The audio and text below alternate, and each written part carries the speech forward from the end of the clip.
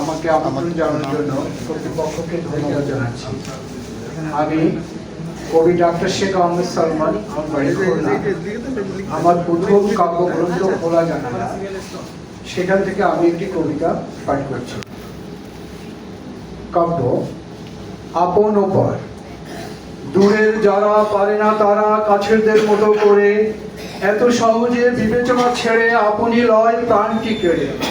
আপন হতে দূর আরো বহু দূর, পর হতে অল্প কাছে, চিরচেনালয় কাদায় আর কাদায় তাদেরই দেখু সকলের পাছে।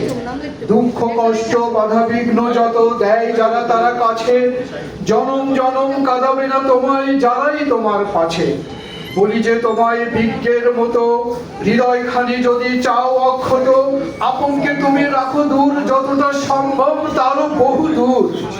দায়িত্ব যত পালনের অর্থ দাও চুকিয়ে তব সামর্থ্য, কাছে পাশে একই গৃহে থাকবে যাহার নাম আপনালয়। ধন্যবাদ।